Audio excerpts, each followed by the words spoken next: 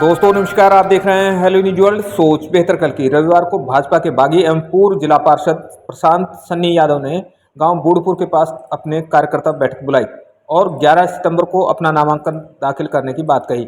वो निर्दलीय तौर पर विधानसभा का चुनाव लड़ने जा रहे हैं। पत्रकारों से बातचीत करते हुए उन्होंने क्या कहा, देखिए हमारी ये रिपोर्ट। खबर अच्छी लगे तो लाइक करें, शेयर करें और नई खबरें देखने के लिए आज ही हेलो न्यूज वर्ल्ड को सब्सक्राइब कर लें। नमस्कार। पंचायत बुलाई थी, क्या पूरा कार्यक्रम था, क्या डिसीजन लिया गया? देखिए, आज महापंचायत बुलाई नहीं गई थी। जैसे ही भारतीय जनता पार्टी ने उम्मीदवारों की घोषणा की, उससे मेरा जैसे ही नाम कटा लिस्ट में से, इस इलाके में एक बहुत बड़ा रोष पैदा हो गया और इलाके के नौजवान साथियों ने, माताओं बहनों ने और बड़े बुजुर्गों ने ये निर्णय लिया कि महापंचायत में हम आगाज करेंगे कि आगे की रणनीति क्या होगी। तो आज महापंचायत इस क्षेत्र की जनता ने बुलाई थी और उस क्षेत्र की जनता ने बड़े खुले मन से ये फैसला लिया है कि हम आपको चुनाव लड़ाएंगे, ना कि आप लड़ेंगे, और पंचायती रूप के उम्मीदवार आप रहोगे। तो आज महापंचायत ने मुझे पंचायती उम्मीदवार घोषित किया है। मैं सभी बड़े बुजुर्गों का, नौजवान साथियों का, माताओं बहनों का आभार व्यक्त करता हूं कि उन्होंने मुझ पर विश्वास किया है। क्या डिसीजन एक सिंबल को लेकर थी, किसी पार्टी के साथ जाएं या फिर जनता से? आप खुद भी कह रहे हैं कि जनता। देखिए, मैंने ये बात कही थी कि भाई किसी पार्टी से हम दूसरी पार्टी से, और ये नहीं है कि किसी पार्टी से हमारे पास ऑफर नहीं था कि छोड़ के भारतीय जनता पार्टी को और कांग्रेस को, सभी पार्टी के हमारे पास ऑफर आई थी कि आप हमारी पार्टी से चुनाव लड़ें। परंतु जब पंचायत ये फैसला ले लेते कि आप पंचायती उम्मीदवार हैं, तो फिर आप किसी दल में नहीं जा सकते। पंचायत का उम्मीदवार तो जनता का उम्मीदवार होता है। तो हम जनता की टिकट पर चुनाव लड़ेंगे, जो सिंबल हमें आएगा उसके बाद हम अपना प्रचार प्रसार शुरू करेंगे। पिछले 5 साल की हम बात करें तो लगातार आप एक्टिव भी दिखाई दिए और कहीं ना कहीं चर्चाएं भी थी कि संघ में आप लगातार उनके कामों में लग रहे थे, संघ का काम हो, संगठन के काम लगातार थे। वही राव के साथ भी आप लगातार देखे गए, उनका कोई भी चुनाव किस तरह की कुछ बातें हो। ऐसा क्या हुआ कि उनको टिकट आपकी काटने? आपको क्या लगता है, क्या आकलन किया आपने? देखिए, मैं संघ का नाम लेना नहीं चाहता था कि मैंने जो शर्तें गिनवाई उसमें मैंने कभी भी संघ की नहीं गिनवाई, पर आज आपने अगर आप नाम ले दिया तो संघ का मैं स्वयंसेवक हूँ। और हमारी राष्ट्रीय स्वयंसेवक संघ हमें ये सिखाती है कि जब भी देश को कोई ज़रूरत हो तो आप देश की लड़ाई लड़ें, और जब आपके क्षेत्र की कोई आवाज़ हो तो उस आवाज़ में कई बार कोई भी व्यक्ति विशेष या कोई पार्टी या कोई अधिकारी गलत निर्णय ले लेता है, तो आपने वो बातें सब भूलकर अपने अधिकारियों की लड़ाई के लिए लड़ना है। ये हमारी राष्ट्रीय स्वयंसेवक संघ ने हमें सिखाई है। आपने कहा कि आपने भारतीय जनता पार्टी का राव इंद्रजीत सिंह जी का साथ दिया है। देखिए, मैं 5 साल से नहीं 10 साल से लगातार जब भी भारतीय जनता पार्टी का कहीं भी चुनाव हुआ, मैंने बड़े उमंग और उत्साह के साथ भारतीय जनता पार्टी का साथ निभाया है।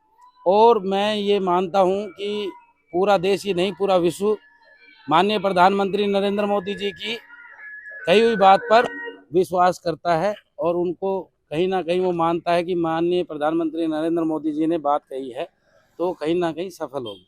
मैंने भी अभी, उन्होंने घोषणा की थी कि हम 1 लाख नौजवानों को राजनीति के मैदान में उतारेंगे, तो मैंने कहीं ना कहीं उनकी बात को ये मानकर ये माना था कि प्रशांत सन्नी यादव अभी उम्मीदवार होंगे। और इलाके ने भी माना था जब उन्होंने अभी 15 अगस्त को जब ये भाषण दिया कि हम 1 लाख नौजवान जो साधारण परिवार से आते हैं उनको राजनीति का अवसर देंगे, तो सभी क्षेत्र के लोगों ने मुझे बधाई देना शुरू कर दी थी। क्यों मैं ये बड़े गर्व के साथ कह रहा हूँ, एक मैं ही ऐसा व्यक्ति हूँ पूरे हरियाणा में कि जो नौजवान हूँ। 36 साल मेरी उम्र हुई है। इन्होंने कहा नौजवान को टिकट देंगे, और ये कहा कि साधारण परिवार के व्यक्ति को टिकट देंगे, ये कहा कि सर्वे में जो सबसे ऊपर आएगा उसको टिकट देंगे। तो मैं आज बड़े खुले मन से कह रहा हूँ कि नौजवान, मैं 36 साल मेरी उम्र है, नौजवान होना ही मेरा टिकट मांगने का अधिकार नहीं है। मैंने 2 चुनाव लड़के ये साबित किया है कि इस इलाके की जनता मुझे अपने सेवक के रूप में देखना चाहती है।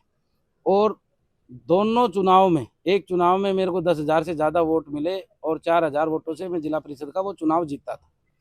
और दूसरा चुनाव मैंने 2019 में निर्दलीय लड़ा, मेरे को 22,104 मत मिले। जनता का खूब सारा आशीर्वाद, खूब सारा प्यार मुझे मिला।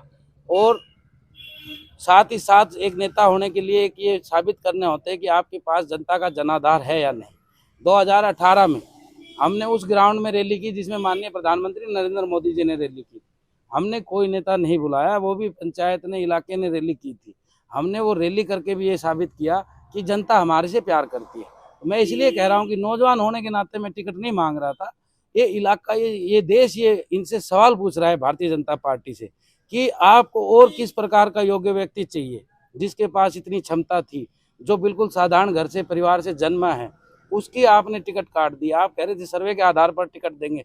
मैंने आज खुले मंच से कहा है, अगर सर्वे में प्रशांत सन्नी यादव का नाम ना हो, अगर मैं ये जो बात कह रहा हूँ एक भी बात गलत हो, तो मैं बड़े खुले मन से भारतीय जनता पार्टी के कैंडिडेट की मदद करने का काम करूंगा।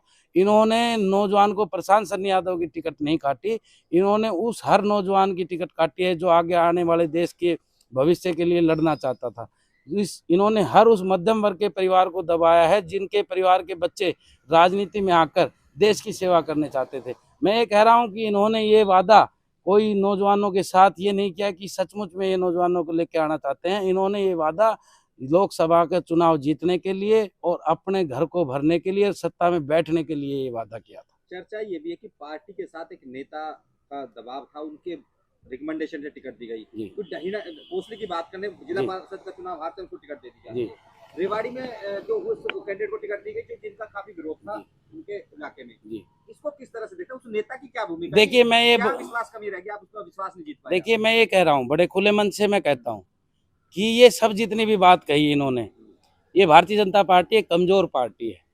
इनको जिस भी नेता ने धमकाया है उसी नेता की टिकट की घोषणा हुई, और जो हमारे जैसे सच्चे सेवक हैं जिन्होंने लगातार, अब आप ये देखिए 2014 में, 2019 में, 2024 में, 2020 में रेवाड़ी नगर परिषद के चुनाव में, राजस्थान में बाबा बालकनाथ के चुनाव में भारतीय जनता पार्टी का एक व्यक्ति आके बताए कि प्रशांत सन्नी यादव की ड्यूटी लगाई थी, और मैंने निस्वार्थ बगैर ड्यूटी के हर चुनाव में पसीना बहाकर, अभी 2014 जो 24 का चुनाव था, 51 डिग्री टेम्परेचर में मैंने घर घर जाकर, डोर टू डोर जाकर भारतीय जनता पार्टी की वोट की अपील की थी।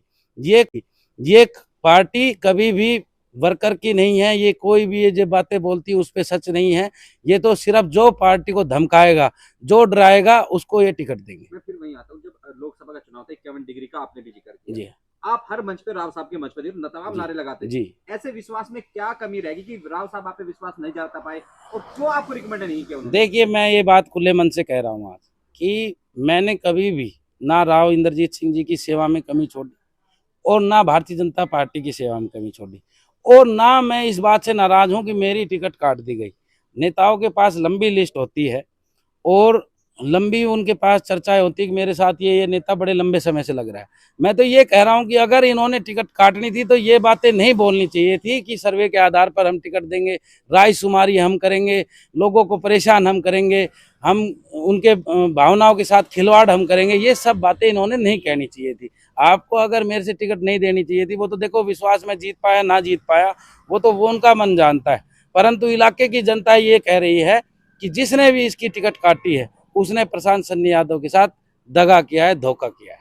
एक आम आदमी, दो घरों के बीच में राजनीति चलती है जी। रामपुर हाउस कैप्टन जी, एक आम आदमी, एक आम परिवार का व्यक्ति सोचे कि उसको भी राजनीति, लेकिन वो आ नहीं पाता। आप भी इस तरह की बात कर रहे हो, जी। तो इनकी क्या भूमिका देखते हैं और कितने जिम्मेदार है इसकी बदहाली के सिस्टम के? देखिए, ये आपकी बात बिल्कुल दुरुस्त है कि कोई भी राजनीतिक घराना ये नहीं चाहता कि कोई दूसरा व्यक्ति साधारण परिवार का जन्म ले, और ये मेरे जैसे व्यक्ति को तो इसलिए कुचलना चाहते हैं कि इन्होंने देखा कि एक बार सिर्फ जिला पार्षद बना है, उसके बाद ये सिर्फ रेवाड़ी विधानसभा में नहीं, मेरा प्यार प्रेम कोसली विधानसभा, बावड़ विधानसभा, पटौदी विधानसभा और अहिरवाल की लगभग सब सीटों पे मेरा प्यार प्रेम है। अब इनको ये खतरा लगता है कि हमारे बच्चे तो इतनी मेहनत कर नहीं पाएंगे, हमारे बच्चे इनके इतने बीच में जा नहीं पाएंगे। ये अपने बच्चों को, भविष्य को बचाने के लिए हमारे ऊपर एक नालायक लड़का या अपना लड़की जो भी अपना थोपने के लिए हम जैसे गरीब बच्चों को दबाने का काम कर रहे हैं। अब तस्वीर लगभग क्लियर सी हो गई है जी। रेवाड़ी विधानसभा की। बीजेपी से लक्ष्मण यादव, कांग्रेस से चिरंजीव राव और एक इंडिपेंडेंट वो भी डिसीजन लिया, पूर्व जिला प्रमुख सतीश यादव, और एक आपने भी ऐलान कर दिया। अब चैलेंज क्या है आपके सामने? इनको किस तरह से आकलन करते हैं तीनों? देखिए, आज जनता के बीच में जैसा कि मैंने देखता हूँ, मैं राजनीतिक भाव देखता हूँ, लोगों के मन की भावना देखता हूँ, तो उनके मन में आज ये रोष है कि ये दो परिवारों ने हमेशा किसी ना किसी गलत व्यक्ति को हमें ऊपर लेके आए हैं।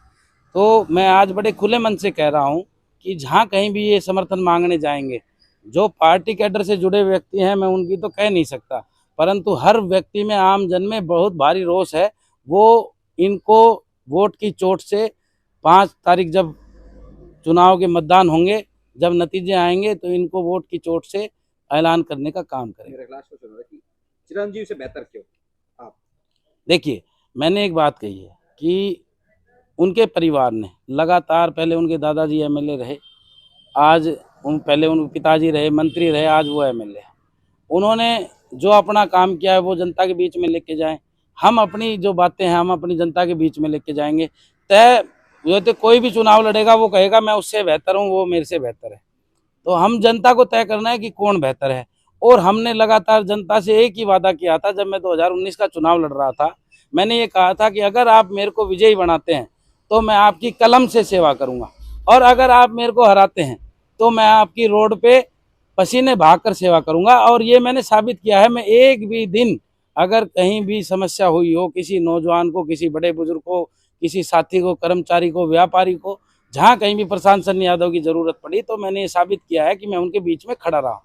तो मेरे कहने का मतलब ये है कि जो मैं कहूँगा वो मैं करके दिखाऊंगा, और जनता जिस दिन मेरे को मौका देगी, आज मैंने मंच से ऐलान किया है कि 11 तारीख को हम अपना घोषणा पत्र जारी करेंगे। उस घोषणा पत्र में जो जो बातें कही गई हैं, अगर हम उनमें 70% से कम 1% भी अगर वादा पूरा नहीं कर पाए, 70% से कम रहे, तो हम जनता के बीच में वोट मांगने नहीं जाएंगे। चिरंजीव को आपने बता दिया कि उनके पास एक लीगेसी है, वो उनके दादा रहे, पापा रहे, तमाम रहे। फिर लक्ष्मण में को किस तरह से आते हैं आप? देखिए, मैं लक्ष्मण जी के लिए ये कह रहा हूँ कि अगर इन्होंने इतने अच्छे काम किए होते, तो जैसे इन्होंने जाके मुख्यमंत्री जी के पास अपनी गुहार लगाई, राव साहब के पास भी बताते हैं गुहार लगाई, तो इन्होंने अपनी कोसली विधानसभा के लिए गुहार नहीं लगाई। इसको पता था कि जनता वहां आपको स्वीकार नहीं करेगी, आप गांव में जाओगे तो आपको बहुत भारी विरोध का सामना करना पड़ेगा। 5 साल इन्होंने कोई काम नहीं किया। इन्होंने तो जाके ये सोचा कि रेवाड़ी एक सुन्नी धरती है, वहां भारतीय जनता पार्टी की टिकट से मैं चुनाव जीत सकता हूं। अगर ये क्या होता तो कोसली की 7 टिकट मांगते, फिर इनको रेवाड़ी मिलती तो पार्टी का डिसीजन था। इन्होंने साथ ही साथ रेवाड़ी की टिकट मांग के साबित कर दिया कि कोसली में इन्होंने नकार दिया है। अब तीसरा कैंडिडेट जो कि आपका पूर्व जिला प्रमुख सतीश है, उसको लेकर किस तरह से आप? देखिए, वो अपना चुनाव लड़ रहे हैं। अभी तक उन्होंने, मैं उनको क्या कह सकता हूँ, जनता उनका जवाब देगी। मैं तो सिर्फ ये कह रहा हूँ कि चाहे कोई भी चुनाव लड़ रहा हो, चाहे उनमें जिसने भी आपने नाम लिए हैं, जितने भी चुनाव लड़ रहे हैं, वो अपनी बात लेकर मैदान में जाएंगे, मैं अपनी बात लेकर मैदान में जाऊंगा। और मेरे को ये जरूर पता है कि जनता ने इनको सबको मौका देके ये देखा है। मौका मेरे को भी दिया, 22,104 वोट दी। मैंने वो वोट लेके घर पे आराम नहीं किया। जिनका आप नाम ले रहे हो वो लगातार या तो चुनाव जीतकर चंडीगढ़ में आराम किया, और जो हार गए उन्होंने अपनी कोठी में आराम किया, जनता के बीच में नहीं गए। जनता इस बात से बड़ी नाराज है। और आज की समय में, पहले जाके प्रचार प्रसार का जमाना नहीं था तो लोगों को जाकर समझाना पड़ता था। आज तो प्रचार प्रसार का, सोशल मीडिया का जमाना है।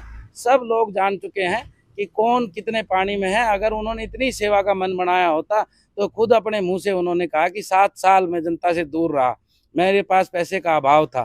तो मैं तो ये बड़ा खुले मन से कह रहा हूँ, जनता पैसा नहीं प्यार मांगती है। जनता नेता से पैसे नहीं मांगती, इलाके के मुद्दे को सोल्यूशन मांगती है।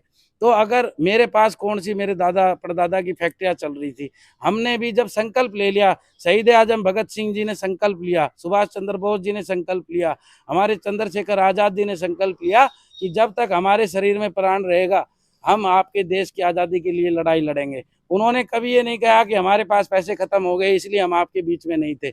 ऐसा ही संकल्प प्रशांत सन्नी यादव ने ले रखा है कि जब तक आपके बीच में रहूंगा, आपकी सेवा करता रहूंगा। मैं कभी भी जनता के बीच में जाके ये नहीं कहूंगा कि मेरे पास पैसे खत्म हो गए। जनता को सब कुछ पता है, पैसे खत्म हो जाएंगे जनता फिर देंगी, परंतु वो ये चाहती है कि हमारी आवाज़ को बुलंद आप करते रहें। पैसे का उसमें कहीं रोल नहीं रहता है। तो ये सब चीज़ जनता संभाल चुकी है, वो जवाब सबको देने का काम करेगी। एक क्वेश्चन और लास्ट मेरा बनता है जी। जब हम लोगों से बात करते हैं तो ये कहते हैं कि चिरंजीव पे तो सॉरी माफी चाहूंगा, सनी पे तो कर्ज जीतना, वो कैसे चुनाव लड़ेंगे? देखिए, मैंने कभी ये नहीं कहा कि मैं अरबपति आदमी हूँ। मैंने ये कहा कि ये इनकी गलतफहमी है।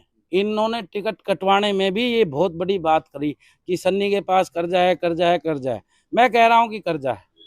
मैं कभी नहीं कहा कि मेरे पास बहुत बड़ी अपार धन संपत्ति है, पर चुनाव लड़ने वालों को अगर उसकी भावना सही है, कहीं मंदिर बनता है, गुरुद्वारा बनता है, अगर लोगों की भावना सही है तो उनके पास पैसे की कमी कभी नहीं रहती। ऐसे ही इस प्रशांत सन्नी यादव ने आज भी ऐलान किया है और आने वाले समय में आप देखोगे 11 तारीख को भी आप देखोगे कि लोग अपने पैसे से चुनाव लड़ेंगे। पंचायत ने आज फैसला लिया, मेरे पैसे की क्या जरूरत है। लोगों ने आज पंचायत ने फैसला लिया है, पंचायत चुनाव लड़ेगी। और अगर ये कहते हैं कि लोग भी गरीब हैं तो वो लोग इनको जवाब देंगे कि किस मुंह से उनके पास ये वोट मांगने जाएंगे।